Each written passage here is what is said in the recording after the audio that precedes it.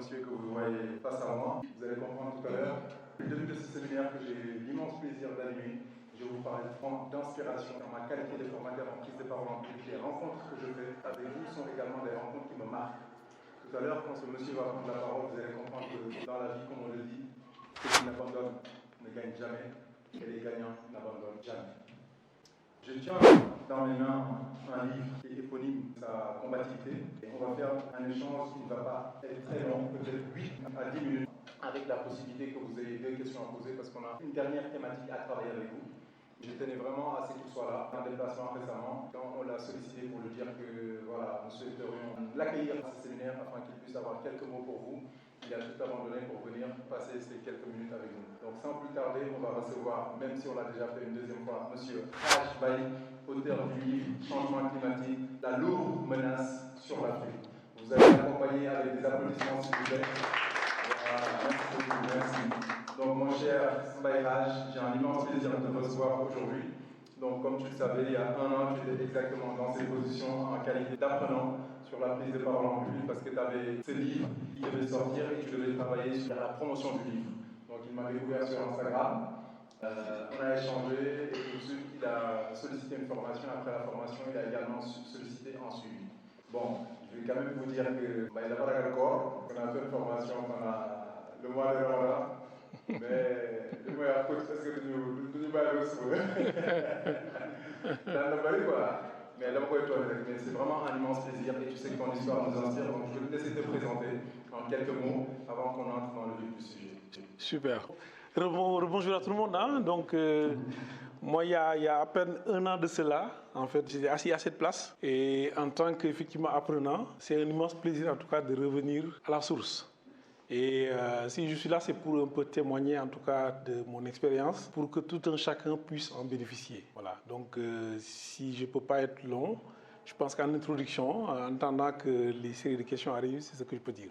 C'est ça. Qu'est-ce que tu fais dans la vie? Quelle est ta formation? Quel est ton domaine d'expertise? Voilà, en fait, moi je suis ingénieur à la base, hein. Je suis ingénieur en génie élect.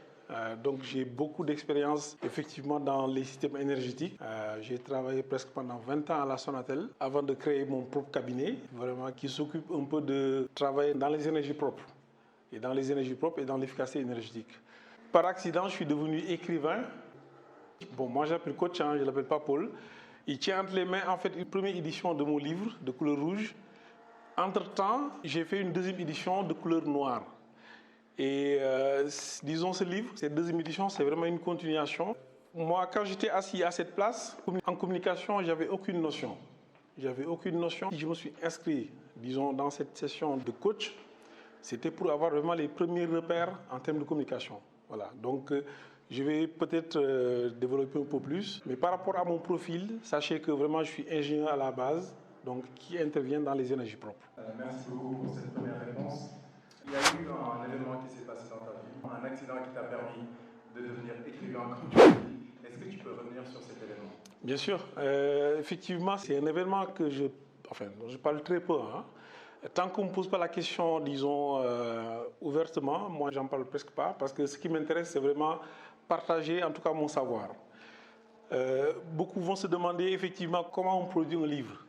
Parce qu'effectivement, quand on produit un livre, c'est vrai que c'est la main qui écrit, c'est vraiment un manuscrit, mais c'est la tête qui réfléchit et c'est la tête qui drive en fait. Et dans la vie, en fait, pour un ingénieur comme moi, je ne sais pas s'il y a des profils ingénieurs dans la salle, mais il est très difficile pour un ingénieur d'écrire.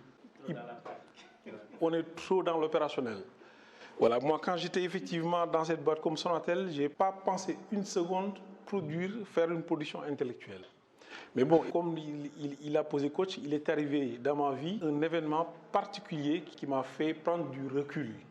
Parce que pour, en tout cas, l'assistance, ça va peut-être émouvoir certains, mais j'ai été retenu en prison pendant 2 ans et demi. Alors, quand on est retenu en prison pendant 2 ans et demi, soit qu'on perd son temps en prison ou qu'on le mette en valeur, qu'on mette son temps en fait en valeur. Moi, j'avais décidé de ne pas craquer, de ne pas abandonner, sachant que je n'avais absolument rien fait. J'ai patienté le temps que cette épreuve, en tout cas, finisse, et je suis sorti avec un non-lieu que le juge m'a décerné.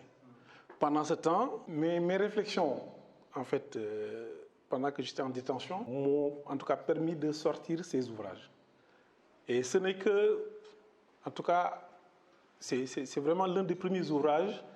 Et comme je le disais, moi, j'ai jamais pensé en fait d'abord écrire, j'ai jamais pensé être devant des caméras. Mais grâce à ce séminaire, grâce à cette formation, là, j'apparais en fait un peu partout dans certains plateaux. Et bon, moi, je vous donne rendez-vous, en tout cas, sous peu. Hein. Il y a certains qui ne me connaissent pas, mais sous peu, vous allez entendre parler de Mbaye avec Achadi.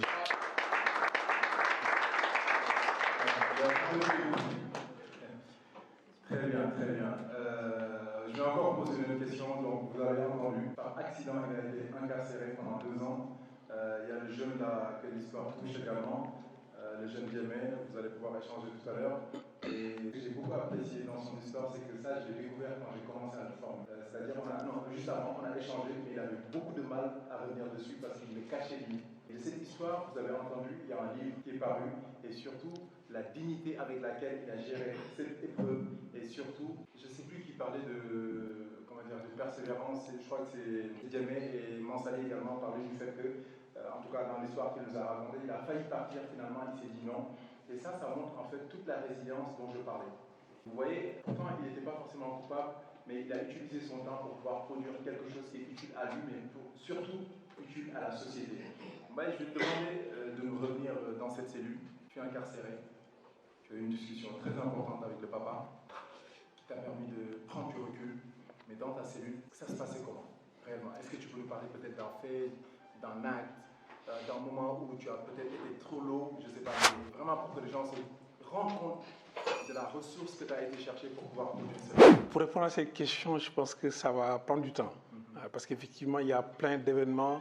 Juste un petit événement qui t'a marqué. En fait, disons qu'il y a plusieurs événements. C'est-à-dire que quand on se connaît d'abord et que des épreuves comme ça vous arrivent, vous êtes obligé de marquer un temps d'arrêt. Un temps d'arrêt pour... Un temps de silence, on va l'appeler comme ça par rapport à la prise de parole en public. Exactement. Parce qu'effectivement, à un moment donné, il y a plein de questions qui se trottinent dans votre tête. Qu'est-ce qui se passe? Qu'est-ce que j'ai fait pour être là? Pourquoi moi? Etc. Moi, ce sont ces séries de questions, en fait, que je me suis posées et que je n'avais pas de réponse. Parce que tout simplement, le bon Dieu avait décidé.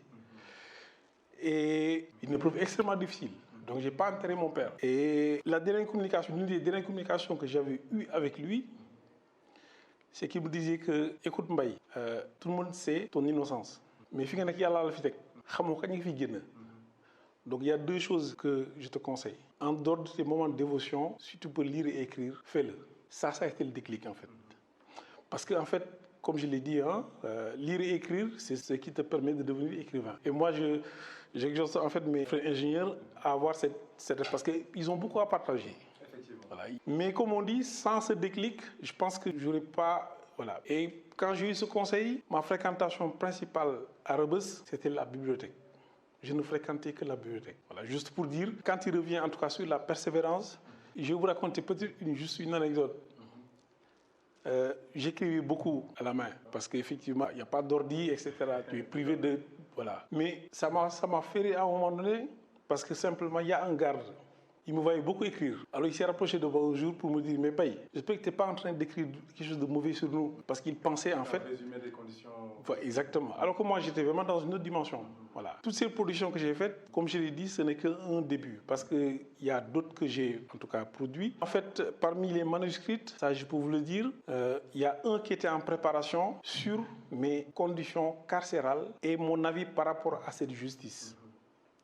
Mais ma famille m'a supplié de ne pas le faire. De ne pas le publier. Je ne suis pas seul dans la vie, je ne navigue pas seul, en tout cas dans mon existence. Je suis obligé de tenir compte des avis à gauche à droite. Mais je vous assure que ce livre, si je devais le publier, ça allait faire du bruit dans ce pays. Parce que simplement, ils ont incarcéré en fait un ingénieur, un intellectuel qui n'est pas, en tout cas, commun par rapport aux autres prisonniers de droit, voilà, de droit commun.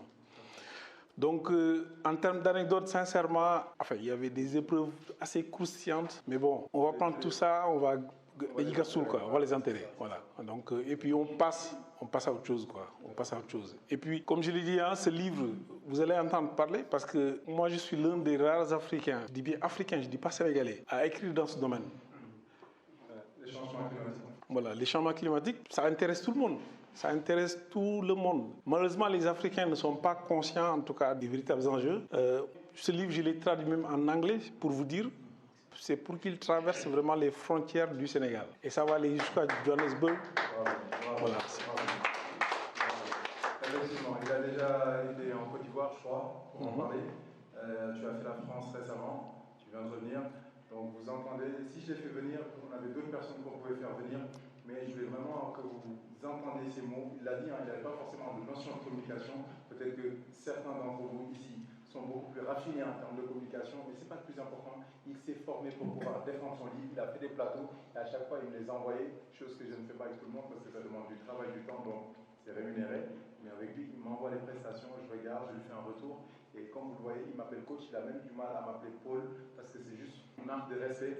Et voilà, des gens comme ça, il faut en avoir dans votre vie parce que ça vous inspire quand il y a une difficulté et vous pensez que vous n'êtes pas capable de franchir cette barrière. Des histoires comme Mbaye vous inspirent. Donc je vais lui poser une dernière question, ensuite vous aurez des questions, vous le public. Mbaye, pourquoi tu as décidé de regarder vers l'avant? Pourquoi tu as décidé malgré tout de continuer à vivre, de continuer à avancer? Aujourd'hui, tu as entendu beaucoup de jeunes qui sont sortis du milieu carcéral avec des séquelles. Qu'est-ce qui t'a permis, toi, d'être peut-être beaucoup plus requinqué, beaucoup plus solide, de pouvoir continuer une vie, je dirais même beaucoup plus palpitante, beaucoup plus intéressante que celle que tu avais avant? Chose peut-être que les personnes n'ont pas. Si tu as un conseil à donner de façon générale à toutes les personnes qui sont ici, mais peut-être plus particulièrement à toutes ces personnes qui ont fait le milieu carcéral et qui n'ont pas cette capacité de rebond, quelle est ta force et comment tu fais pour toujours te dire que voilà, j'ai encore peut-être de belles pages à écrire sur ma vie? Pour répondre à cette question, c'est un peu anticiper sur la fin, hein, parce que tous les gens qui sont là, ils sont là pour persévérer.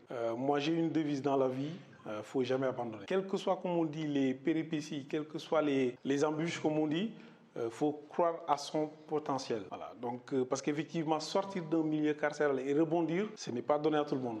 Voilà. Mais il faut croire à son potentiel, il faut croire en sa personne, et puis voilà, le reste, vous le remettez entre les mains du bon Dieu. Et puis voilà, il y a beaucoup de gens qui sont interrogés quand ils m'ont vu dans certains plateaux, mais qu'est-ce qu'il fait là? Comment il a fait?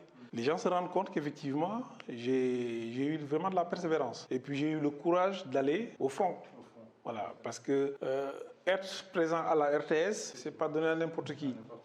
Là, ce que j'ai, comme on dit, en target, ce que j'ai vraiment en ligne de mire, c'est effectivement en dehors de la version anglaise, mais écoute, c'est vraiment les chaînes étrangères. Parce que là, c'est pas que je suis rassasié avec les chaînes locales, mais j'ai fait assez d'apparitions sur les chaînes locales et j'ai une promotion à faire.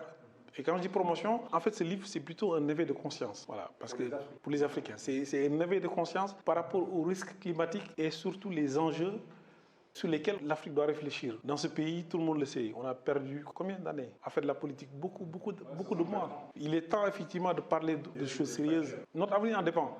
Et quand on dit notre avenir, l'avenir de nos enfants aussi vraiment en dépend, quoi. Ouais. Très bien. Très bien. Merci beaucoup, Mbaye. C'était un immense plaisir de faire cet échange.